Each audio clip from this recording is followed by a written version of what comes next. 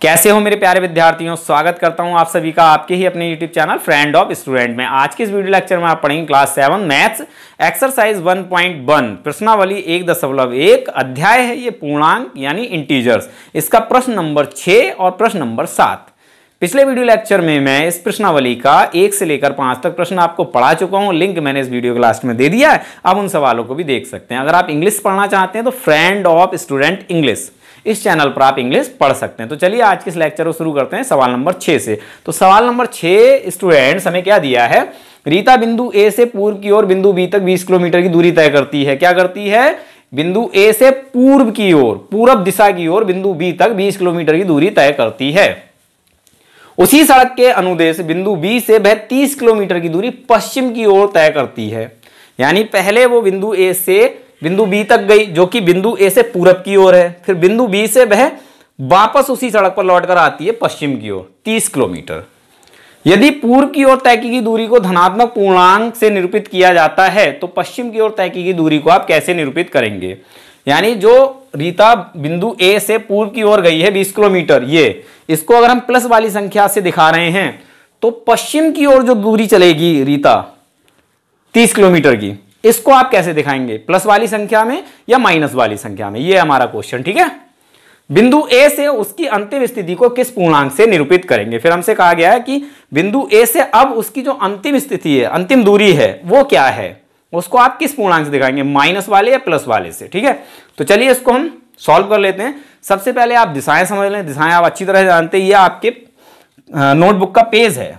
तो इस पेज पर ये जो ऊपर की ओर है ये उत्तर दिशा है, नीचे की ओर दक्षिण दिशा है, ठीक है। फिर हम एक लाइन ऐसे खींचेंगे, यहां से इधर की ओर ये है पूर्व दिशा। क्या है? पूर्व दिशा। और ये जो है ये है पश्चिम दिशा, ठीक है। ऊपर उत्तर, नीचे दक्षिण। सीधे हाथ पर राइट हैंड साइड पर पूर्व दिशा और लेफ्ट हैंड साइड यानी बाएं हाथ पर पश्चिम दिशा है, ठीक। सवाल में हमसे कहा गया है ए से बिंदु बी की ओर जा रही है जो कि पूरब में है, फिर पूरब से लौटकर पश्चिम में आ रही है, और कोई हमें दिशा नहीं बोली गई है, केवल पूरब और पश्चिम दिशा बोली गई। तो इसका मतलब हमें इस तरह की एक सड़क खींचनी है, ये, ठीक है। ये हमारी सड़क हो गई। ये है पश्चिम दिशा, क्या है? पश्चिम दिशा। और ये है हमारी पूर्व दिशा, ये हमारी सड़क जा रही है। यहां पर कोई बिंदु है ए जहां पर रीता खड़ी हुई है। इस बिंदु ए से रीता पूरब की ओर जाती है, 20 किलोमीटर चलने पर उसे बिंदु बी मिलता है। तो पूरब की ओर यहां पर कहीं पर बिंदु बी है जिसकी ए से दूरी 20 किलोमीटर है, ठीक है। इस तरह से हम डायग्राम बना लेंगे। रीता ने यहां से चलना शुरू किया और यहां तक गई। कितनी दूरी चली है? 20 किलोमीटर, ठीक है। यहां पर पहुंच गई, ये हमारा बिंदु बी है, क्लियर है। फिर क्या किया उसने? इस बिंदु से, देखिए यहां पर लिखा है उसी सड़क के अनुदेश बिंदु बी से वह 30 किलोमीटर की दूरी पश्चिम की ओर तय करती है। बिंदु बी से अब क्या करेगी? वो इसी सड़क पर पश्चिम की ओर चलेगी 30 किलोमीटर। तो यहां पर ये हमारा बिंदु बी है, तो यहां से उसने यहां तक चली तो ये 20 किलोमीटर हो गया। थोड़ा सा और आगे जाएंगे तो ये 10 किलोमीटर और हो जाएगा। यानी इधर की ओर जो दूरी चली है वो चली है इसने 30 किलोमीटर, ठीक है। ये हमारा हो गया डायग्राम, ओके। अब देखिए क्या कह रहे हैं, यदि पूरब की ओर तय की गई दूरी को धनात्मक पूर्णांक से निरूपित किया जाता है, यहां ए से जो बी तक गई है ये जो दूरी है 20 किलोमीटर, अगर इसको प्लस वाली संख्या से दिखाया जा रहा है तो पश्चिम की ओर तय की गई दूरी को आप कैसे दिखाएंगे, कैसे निरूपित करेंगे? यानी बी से जो इस ओर रीता द्वारा दूरी चली गई पश्चिम की ओर, इसको आप कैसे दिखाएंगे? तो इसे हम दिखाएंगे माइनस से, ऋणात्मक संख्या से। अगर हम पूरब की ओर चली गई दूरी को धनात्मक संख्या से दिखा रहे हैं तो पश्चिम की ओर चली गई दूरी को हम ऋणात्मक संख्या से दिखाएंगे, ठीक है। देखो नंबर लाइन के अनुसार भी समझ लो, संख्या रेखा के अनुसार। ये मान लेते हैं हमारी संख्या रेखा है, यहां रीता खड़ी हुई है बिंदु ए पर, तो ये संख्या रेखा का 0 हो जाता है, ठीक है। अब 0 से सीधे हाथ की ओर, राइट हैंड साइड की ओर, आप जानते हैं सारे ही अंक कैसे होते हैं? धनात्मक होते हैं। तो यहां से जब ये राइट हैंड साइड की ओर गई, पूरब दिशा की ओर, तो ये जो दूरी चली गई ये हो गई हमारी प्लस की यानी धनात्मक, ठीक है, क्लियर। अब यहां पर रीता पहुंच गई, यहां पहुंचकर खड़ी हो गई। अब इसने यहां से फिर चलना शुरू किया, तो यहां पर इसकी दूरी क्या है 0, क्योंकि यहां पर अब शून्य है, मतलब खड़ी हो गई है आकर ना। अब यहां से चलना शुरू करेगी नई दूरी को, जो कि पश्चिम की ओर है, तो ये संख्या रेखा का 0 हो गया। अब इधर की जो दूरी है वो प्लस में होगी और इधर की दूरी लेफ्ट हैंड साइड में ये माइनस की होगी। होगी या नहीं होगी? ठीक है, आई होप आपको समझ में आ गया होगा। पहले ये 0 था, इधर चली तो ये धनात्मक हो गया, यानी राइट हैंड साइड की ओर। फिर यहां आ गई, यहां खड़ी हो गई, अब यहां पर संख्या रेखा का 0 हो गया, तो इस साइड यानी 0 से लेफ्ट हैंड साइड की ओर क्या होता है, ऋणात्मक होता है, और राइट हैंड साइड की ओर धनात्मक होता है। तो इधर को जो पश्चिम की ओर दूरी चल रही है वो किसमें हो जाएगी, माइनस में। ठीक है, यहां तक पहुंचेगी, ये हमारा ए बिंदु हो जाएगा, ए बिंदु। तो यहां ये इतनी दूरी कितनी है, जैसा कि आप जानते हैं 20 किलोमीटर, तो ये दिखाएगा -20 किलोमीटर। ठीक है, कितना दिखाएगा, -20 किलोमीटर, मतलब यहां से यहां तक 20 किलोमीटर हो गया। फिर यहां से यहां तक ये जो दूरी है ये कितनी बची, ये हो गई -10 किलोमीटर। कितनी हो गई, -10 किलोमीटर। -20 किलोमीटर -10 किलोमीटर कितनी हो जाती है, -30 किलोमीटर।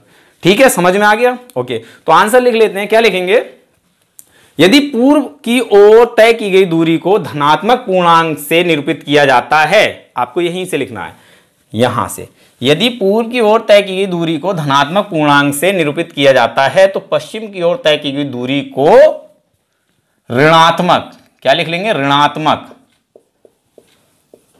ऋणात्मक, ऋणात्मक, ऋणात्मक पूर्णांक, ऋणात्मक पूर्णांक से निरूपित करेंगे। फिर से समझ लीजिए, आंसर कहां से लिखना, यदि पूर्व की ओर तय की गई दूरी को धनात्मक पूर्णांक से निरूपित किया जाता है तो पश्चिम की ओर तय की गई दूरी को, आप नहीं लिखना, आप सीधे सीधे लिखना है, दूरी को ऋणात्मक पूर्णांक, कैसे भी नहीं लिखना है, ऋणात्मक पूर्णांक से निरूपित करेंगे। ठीक है, समझ में आ गया। ओके, आगे देखते हैं। तो आप एक आंसर तो अपना ये लिख लेंगे, दूसरा आंसर हमें लिखना, बिंदु ए से उसकी अंतिम स्थिति को किस पूर्णांक से निरूपित करेंगे। तो बिंदु ए हमारा ये रहा, यहां से ये जो है ये दूरी, ये क्या है, -10 किलोमीटर, तो इसे हम दिखाएंगे -10 से। तो यहां पर मैं सेकंड आंसर लिख देता हूं, दूसरा, उसकी बिंदु ए से, बिंदु ए से उसकी अंतिम स्थिति, उसकी मतलब रीता की स्थिति को किस पूर्णांक यानी -10 से निरूपित करेंगे, निरूपित करेंगे। ये हो गया आंसर। एक बार आंसर नंबर 1 फिर से समझा देता हूं, यहां से लिखेंगे, यदि पूर्व की ओर तय की गई दूरी को धनात्मक पूर्णांक से निरूपित किया जाता है तो पश्चिम की ओर तय की गई दूरी को, इसको काट देना है, ऋणात्मक पूर्णांक, इसको काट देना, कैसे, ठीक है, पूर्णांक से निरूपित करेंगे। ये हो गया प्रश्न नंबर 1 आंसर। ठीक है, दूसरा आंसर ये है, बिंदु ए से उसकी अंतिम स्थिति को -10 से निरूपित करेंगे। ठीक है, आई होप आपको सवाल समझ में आ गया होगा। सवाल नंबर 7 को सॉल्व करते हैं। ठीक है, इसका आप स्क्रीनशॉट ले लें या फिर इसे लिख लें। स्टूडेंट्स, प्रश्न नंबर 7 हमें दिया है, किसी मायावी वर्ग में प्रत्येक पंक्ति, प्रत्येक स्तंभ एवं प्रत्येक विकर्ण की संख्याओं का योग समान होता है। बताइए निम्नलिखित में से कौन सा वर्ग एक मायावी वर्ग है। हमें यहां पर ये 2 वर्ग दिए गए हैं। ठीक है, इन दोनों ही वर्गों में से हमें यह बताना है कि कौन सा मायावी वर्ग है। मायावी वर्ग क्या होता है, जिसकी प्रत्येक पंक्ति में लिखी संख्याओं का योग और प्रत्येक स्तंभ में लिखी संख्याओं का योग तथा प्रत्येक विकर्ण में लिखी संख्याओं का योग बराबर होता है, उसे हम कहते हैं मायावी वर्ग। ये हमारी पहली पंक्ति है 5 -1 -4, ये हमारी दूसरी पंक्ति है -5 -2 7, ये हमारी तीसरी पंक्ति है 0 3 -3। ठीक है, ऐसे ऐसे स्तंभ कहलाते हैं। ये हमारा पहला स्तंभ है, ये वाला। ठीक है, 5 -5 0, ये हमारा दूसरा स्तंभ है -1 -2 3। ठीक है, और ये तीसरा स्तंभ है -4 7 -3। इस तरह से ऐसे ऐसे को हम पंक्ति बोलेंगे और इस तरह के बॉक्सेस को हम स्तंभ बोलेंगे। ठीक है, और इस तरह से ये जो है इस तरह से अगर हम लाइन खींचे तो ये हमारा विकर्ण बनता है, ठीक है। 5 - 2 - 3 ये हमारा पहला विकर्ण है। क्या है हमारा ये पहला विकर्ण। और इस तरह से अगर हम लाइन खींचे तो हमारा ये दूसरा विकर्ण बन जाता है। ऐसे से ये हमारा दूसरा विकर्ण है, -4 -2 और 0, ठीक है।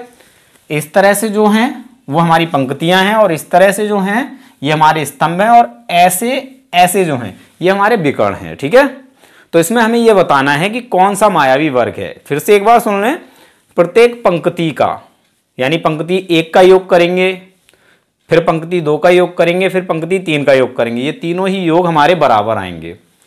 फिर हम पहले स्तंभ का योग करेंगे, फिर दूसरे स्तंभ का योग करेंगे, फिर तीसरे स्तंभ का योग करेंगे। इनके योग भी हमारे समान आएंगे। जो योग हमारे पंक्ति का आएगा वही योग हमारे स्तंभ का आएगा, ठीक है। और जब हम विकर्ण का योग करेंगे तो ये भी हमारा समान होगा। जो योग हमारा पंक्ति का आया है, जो योग हमारा स्तंभ का आया, वही योग हमारा विकर्ण का आएगा, ठीक है। अगर ऐसा होता है तो मायावी वर्ग है और ऐसा नहीं होता है तो मायावी वर्ग नहीं है, ठीक है। तो सबसे पहले हम वर्ग नंबर 1 को सॉल्व करते हैं। तो यहां डाल लेते हैं हल और वर्ग फर्स्ट में, ठीक है। सबसे पहले हम वर्ग फर्स्ट में सॉल्व करेंगे। तो सबसे पहला काम हमारा होगा पहली पंक्ति का योग। पहली पंक्ति में हमारे कौन कौन से नंबर हैं, कौन कौन सी संख्याएं हैं? 5 -1 -4। तो इनको हमें क्या करना, जोड़ना है। 5 प्लस अगली संख्या हमारी माइनस की, तो ब्रैकेट में -1 लिख लेंगे, ठीक है। फिर प्लस अगली संख्या भी हमारी किसकी है, माइनस की है, तो इसे भी हम ब्रैकेट में रखेंगे, ठीक है। ये हमारी पहली पंक्ति, इस वाली पंक्ति में दी हुई संख्याएं हैं, इनको हमें जोड़ लेना है। 5 का 5 लिखें, पहले ब्रैकेट सॉल्व करनी होती है। तो 5 का 5 हमने लिख लिया। जैसे ही ये ब्रैकेट हटाएंगे प्लस और माइनस की गुणा होगी, ये ब्रैकेट हट जाएगी तो बाहर प्लस है और अंदर है माइनस, इन दोनों में क्या हो जाएगी, गुणा हो जाएगी। चिन्हों के बारे में मैं पिछले वीडियो लेक्चर में आपको पढ़ा चुका हूं, आप उन लेक्चर्स को जरूर देख लें, ठीक है। जब हम अलग अलग चिन्हों की गुणा करते हैं तो हमें माइनस मिलता है, तो उत्तर में हमारा आ गया माइनस। फिर अंदर ब्रैकेट में 1, तो इस 1 को भी लिख लिया हमने, ठीक है। ऐसे ही आगे बढ़ेंगे, इस वाली ब्रैकेट को उठाएंगे, फिर प्लस माइनस की गुणा होगी, प्लस गुणा माइनस, तो उत्तर किस में आएगा, माइनस में। किस में आएगा, माइनस में। और फिर लिखा है 4, तो हम 4 लिख लेंगे, ठीक है। अब हमें क्या करना है, जो एक जैसे चिन्ह वाली संख्याएं उनको जोड़ लेंगे और जो अलग चिन्ह वाली संख्या है उसमें से उसे घटा देंगे। देखो ये 5 के आगे कोई चिन्ह नहीं है, तो यहां है प्लस, यानी 5 जो है वो प्लस की संख्या है। ये वाली संख्या, इसके आगे माइनस दे रखा है तो ये माइनस की संख्या है। इसी प्रकार से ये वाली यानी 4, इसके आगे भी माइनस दिया है तो ये भी माइनस की संख्या है। तो इसमें ये 2 माइनस की संख्या है, 1 प्लस की संख्या है। इन दोनों को हमें जोड़ना है और इसमें से घटाना है। तो 5 का 5 हम ऐसे ही लिख लेंगे, ठीक है। फिर -1 और -4 कितना हो जाएगा, -5 होगा या नहीं। मैंने बताया था आपको, एक जैसे चिन्ह होते हैं तो संख्याओं जोड़ लेते हैं, चिन्ह वही रखते हैं जो दिया होता है। तो इन दोनों में क्या दिया, माइनस दिया, तो -5। अब ये वाली संख्या प्लस की, ये माइनस की क्या होगी, घट जाएगी, तो हमें मिलेगा उत्तर 0। ये हो गया हमारे पहली पंक्ति का योग। अब हमें करना दूसरी पंक्ति का योग, ठीक है, समझ में आ गया। तो यहां लिख लेते हैं दूसरी पंक्ति का योग। तो दूसरी पंक्ति में क्या क्या संख्याएं दे रखी हैं, देखिए -5 -2 और 7, -5 प्लस -2 और प्लस 7, ठीक है, समझ में आ गया। माइनस की संख्या इसलिए हमने ब्रैकेट में रखी है और ये प्लस की, तो इसे ऐसे ही रहने दिया। ब्रैकेट हटाइए, यहां पर -5 ही मिलेगा हमें, ये ब्रैकेट हटेगी तो -2 और इधर है +7, ठीक। -5 -2 कितना हो जाएगा, -7 और ये प्लस का 7। ये माइनस की संख्या है, प्लस की संख्या, -7 + 7 0। दूसरी पंक्ति का उत्तर भी क्या आया है स्टूडेंट्स, 0, ठीक है। अब हम तीसरी पंक्ति को चेक कर लेते हैं। तो यहां पर मैं ये थोड़ा सा रफ कर देता हूं इसको, ठीक है। यहां लिख देता हूं तीसरी पंक्ति का योग। तो तीसरी पंक्ति में हमें क्या क्या दिया है, 0 3 -3, 0 + 3 और +-3। सॉल्व करेंगे इसे, 0 का 0 +3, ये ब्रैकेट हटाएंगे, +-3, ठीक है। आगे कर देता हूं इसको, यहां पर लिख देता हूं स्टेप। तो ये 0 है, इससे तो कोई मतलब नहीं रहा। ये प्लस की संख्या, ये माइनस की संख्या, तो यहाँ पर आंसर भी यहीं पर लिख देता हूँ।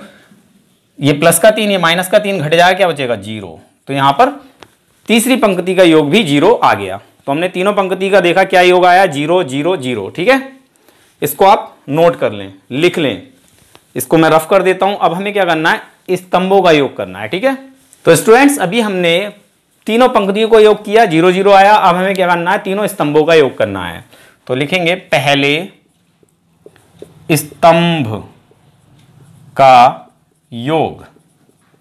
पहले स्तंभ में क्या क्या दिया है, 5 -5 0, 5 इसमें हमें प्लस करना है, -5 और प्लस करना है 0। ठीक है, सॉल्व कर लो। 5 का 5, जैसे ये ब्रैकेट आएंगे प्लस माइनस की गुणा तो माइनस आएगा, फिर 5 लिख लेंगे और इधर है हमारा 0, तो इससे तो कोई मतलब ही नहीं है, जोड़ने से कोई फर्क नहीं पड़ेगा। ये प्लस की संख्या हो गई, ये माइनस की। +5 -5 क्या होता है 0। ठीक है, तो पहले स्तंभ का योग कितना आया 0। अब हमें दूसरे स्तंभ का योग देखना है। दूसरे स्तंभ का योग, दूसरे स्तंभ में क्या क्या संख्याएं हैं, -1 -2 3, -1 प्लस -2 प्लस 3। सॉल्व करो, -1 का -1, यहां पर भी जैसे ब्रैकेट आएंगे प्लस माइनस, -2 और +3, ये दोनों माइनस की संख्या जुड़ जाएंगी। -1 -2 कितना होता है -3। ठीक है, और इधर हमारा +3, ये -3 ये +3, तो आंसर आ जाएगा 0। यानी दूसरे स्तंभ का योग भी हमें 0 मिला। अब हम तीसरे स्तंभ को चेक कर लेते हैं। तीसरे स्तंभ का योग, तो तीसरे स्तंभ में क्या क्या संख्याएं दी हैं देखो, -4 7 -3, -4 +7 और फिर +-3, -4 7 -3, -4 7 -3। सॉल्व करो, -4 का -4 +7 और +-3। ठीक है, ये संख्या माइनस की, ये संख्या माइनस की, दोनों जुड़ जाएंगी। -4 -3 कितना हो जाएगा -7 और बचा हमारा +7। -7 +7 क्या होता है 0। तो हमारे तीसरे स्तंभ का योग भी क्या आया 0। ठीक है, तो यहां से तो अभी तक हमें यह पता चल रहा है कि एक मायावी वर्ग होना चाहिए, क्योंकि तीनों ही पंक्तियों का योग और तीनों ही स्तंभों का योग ये सब समान आया है। अब हमें इनके विकर्णों का योग चेक करना है। अगर वो भी 0 आता है तो ये एक मायावी वर्ग है, वरना नहीं है। तो अब हम क्या करेंगे, पहले विकर्ण का योग करेंगे, फिर दूसरे विकर्ण का योग करेंगे। ठीक है, तो इसको भी मैं रफ कर देता हूं, आप इसको भी नोट कर लें। जहां आपने पंक्तियों योग लिखा है उसके नीचे ही इसको लिखना है। ठीक है, चलिए तो आप नोट कर लीजिए, मैं इसे रफ कर देता हूं। तो स्टूडेंट्स अब हम करेंगे दोनों विकर्णों का योग। ठीक है, तो पहला विकर्ण लिखेंगे हम, पहले विकर्ण का योग। तो पहले विकर्ण में क्या क्या संख्या दी हैं, 5 -2 -3, इनको जोड़ना है, 5 + -2 और फिर +-3। ब्रैकेट सॉल्व करें पहले, +5 का +5 आ जाएगा, यहां से जैसी ब्रैकेट हटाएंगे प्लस माइनस की गुणा माइनस, अंदर 2 है 2 लिख लेंगे, फिर ये ब्रैकेट हटाएंगे ये वाली, तो प्लस माइनस माइनस, अंदर 3 है 3 लिख लेंगे। ये दोनों संख्या माइनस की, इनको हम आपस में जोड़ देंगे और 5 ऐसे ही आ जाएगा 5, ये दोनों क्या हो जाएगा माइनस का 5, -2 -3 -5 होता है, ये प्लस की ये माइनस की संख्या हो गई, तो आंसर 0, +5 -5 0। ठीक है, तो हमें पहले विकर्ण का योग भी 0 मिल गया। अब हम दूसरा विकर्ण चेक कर लेते हैं। दूसरे विकर्ण का योग, ये भी क्या आना चाहिए 0। तो दूसरे विकर्ण में -4 -2 0, -4 +-2 और +0। सॉल्व करो, -4 का -4 प्लस माइनस -2 और +0, ये दोनों सेम चिन्हों वाली संख्या जुड़ जाएंगी। -4 -2 क्या हो जाएगा -6 और 0 इसमें जोड़ देंगे, कोई फर्क नहीं पड़ेगा। तो यहां पर दूसरे विकर्ण का योग आया -6। तो इसका मतलब क्या हुआ, पहली पंक्ति, दूसरी पंक्ति, तीसरी पंक्ति, पहला स्तंभ, दूसरा स्तंभ, तीसरा स्तंभ और पहला विकर्ण, इन सबका योग समान आया, लेकिन दूसरे विकर्ण का योग समान नहीं आया, अतः यह एक मायावी वर्ग नहीं है। अतः यह एक मायावी वर्ग नहीं है। ठीक है, आंसर लिख देंगे, ये सारा करेंगे। ठीक है, जहां पर आपने स्तंभों का योग लिखा उसके नीचे इसको लिख लेना है, फिर ये आपका सारा डिटेल हो जाएगा, फिर उसके बाद आंसर में ये लिख देना, अतः ये एक मायावी वर्ग नहीं है। क्यों नहीं है, क्योंकि यहां दूसरे का योग सेम नहीं आया, ये -6 आया है, आना क्या चाहिए था 0। ठीक है, चलिए अब हम सेकंड वर्ग को सॉल्व कर लेते हैं। इसको भी आप लिख लें, मैं इसे भी रफ कर देता हूं, फिर हम सेकंड वर्ग पर आते हैं। स्टूडेंट्स, सेकंड वर्ग में पहली पंक्ति में संख्या दे रखी है 1 -10 0, तो हम यहां लिख लेते हैं वर्ग सेकंड में। सबसे पहले हमें पहली पंक्ति का योग करना है, पहली पंक्ति, शॉर्ट में लिख देता हूं, पंक्ति का योग। ठीक है, शॉर्ट में लिख दिया है, पहली पंक्ति का योग बराबर 1 प्लस -10 प्लस 0। सॉल्व कर लेते हैं, 1 का 1 प्लस माइनस -10 और प्लस 0, क्या मिलेगा? ये प्लस की संख्या है, ये माइनस की संख्या है, क्या करेंगे? घटा देंगे, 0 से कोई मतलब ही नहीं होगा। -10 में से 1 को घटाएंगे तो क्या मिलेगा? -9। मैं पहले भी आपको बता चुका हूं, अलग अलग चिन्ह होते हैं तो संख्याओं घटाते हैं, और चिन्ह उस संख्या का आता है जो बड़ी होती है। यहां पर 10 1 से बड़ा है और 10 के आगे चिन्ह है माइनस का, इसलिए आंसर भी माइनस में हमें मिलेगा। अब -9 में 0 जोड़ेंगे तो भी हमें आंसर -9 ही मिलेगा। तो ये हो गया हमारा पहली पंक्ति का योग। अब हम करेंगे दूसरी पंक्ति का योग। दूसरी पंक्ति का योग, तो दूसरी पंक्ति का योग क्या होगा? -4 -3 -2, -4 प्लस -3 प्लस -2, ब्रैकेट हटाइए, -4 प्लस माइनस -3 प्लस माइनस -2, तीनों ही माइनस की संख्या जोड़ देंगे, 4 3 7 2 9, किसका आएगा? माइनस का 9। ठीक है, क्लियर हो गई बात? तीनों ही संख्याओं के चिन्ह कैसे हैं? एक जैसे हैं। एक जैसे चिन्ह होने पर हम संख्याओं को जोड़ देते हैं, और चिन्ह कौन सा होता है? जो दिया होता है वही चिन्ह आता है। ठीक है, ये हमारा हो गया दूसरी पंक्ति का योग। अब हम कर लेते हैं तीसरी पंक्ति का योग। इसको मैं रफ कर देता हूं।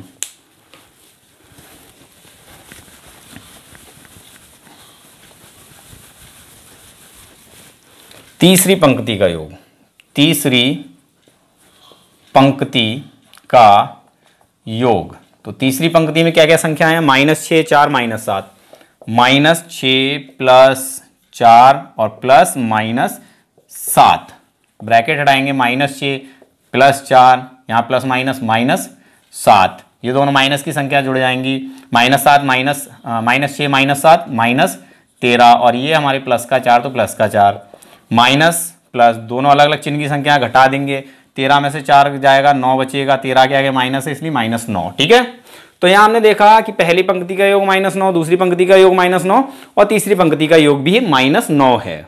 ठीक है, तो अभी तक तो हमें यह लगता है कि ये एक मायावी वर्ग होना चाहिए। अब हम क्या करेंगे? स्तंभों का योग करेंगे। ठीक है, इसको भी आप लिख लें, मैं इसे रफ कर देता हूं और फटाफट हम स्तंभों का योग कर लेते हैं। अगर मैंने जल्दी रफ कर दिया हो तो आप वीडियो को थोड़ा सा बैक कर लें और लिख लें। ठीक है, ओके। अब हम करेंगे स्तंभों का योग। पहले स्तंभ का योग, पहले स्तंभ का योग, पहले स्तंभ का योग। पहले स्तंभ में कौन कौन सी संख्या है? 1 -4 -6, 1 फिर प्लस -4 फिर प्लस -6, ब्रैकेट हटाएंगे, 1 का 1 आ जाएगा, ये ब्रैकेट आएंगे, प्लस -4, यहाँ पर ही प्लस -6। ठीक है, ये दोनों सेम चिन्ह वाली संख्या है, जोड़ देंगे, और ये हमारी अलग चिन्ह की, यानी ये प्लस की है, इसको ऐसे ही उतार लेंगे, -4 -6 -10 हो जाएगा। ये प्लस की संख्या है, माइनस की संख्या क्या करेंगे? घटा देंगे, क्या बचेगा? -9, क्योंकि माइनस की संख्या बड़ी है। ठीक है, पहले स्तंभ का योग हो गया। अब हम यहां कर लेते हैं दूसरे स्तंभ का योग। दूसरे स्तंभ का योग, दूसरे स्तंभ में -10 -3 प्लस 4, -10 -3 4, -10 प्लस -3 और प्लस में 4। ठीक है, सॉल्व करो, -10 प्लस -3 और यहाँ +4, ये दोनों एक जैसे चिन्ह जुड़ जाएंगी, -3 कितना हो जाएगा? -13, और इधर +4। क्या आंसर आएगा? ये माइनस की संख्या है, प्लस की संख्या घट जाएगी आपस में, आंसर आएगा -9। तो हमने देखा कि दूसरे स्तंभ का योग भी -9 प्राप्त हुआ है। हम तीसरे स्तंभ का योग चेक कर लेते हैं। तो तीसरे स्तंभ का योग, तीसरे स्तंभ में संख्याएं हैं 0 -2 -7, 0 प्लस -2 प्लस -7 सॉल्व कर लीजिए। 0 प्लस -2 फिर प्लस -7, ये दोनों सेम चिन्ह है, जुड़ जाएंगी। -2 -7 -9, 0 जोड़ेंगे तो आंसर यही मिलेगा। तो तीनों स्तंभों का योग कितना आया? -9। अब हमें क्या करना है? इसके दोनों विकर्णों को चेक करना है। ठीक है, इसको आप लिख लें, इसको मैं रफ कर देता हूं, फिर हम विकर्णों का योग कर लेते हैं। तो स्टूडेंट्स अब हम पहले विकर्ण का योग कर लेते हैं। ठीक है, पहले विकर्ण का योग शॉर्ट में लिख दिया है मैंने। पहले विकर्ण का योग, पहले विकर्ण में क्या संख्या है? 1 -3 -7, 1 प्लस -3 और प्लस -7, ब्रैकेट सॉल्व कीजिए। प्लस का एक ऐसे उतर जाएगा, ब्रैकेट हटाएंगे, प्लस -3, फिर इधर भी प्लस -7, ये दोनों सेम चिन्ह की संख्या जुड़ जाएंगी, ये ऐसे उतर जाएगा। प्लस 1 -3 -7 -10 होता है।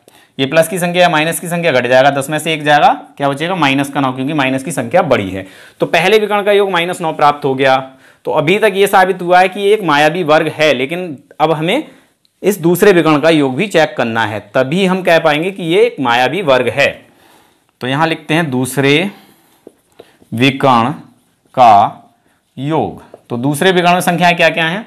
0 -3 -6, 0 प्लस -3 प्लस -6 सॉल्व कीजिए। 0 का 0, ब्रैकेट हटाएंगे, प्लस -3, ब्रैकेट हटाएंगे, प्लस -6, ये दोनों सेम चिन्ह की संख्या जुड़ेंगी। -3 -6 -9, 0 इसमें जोड़ेंगे, यही आंसर आएगा।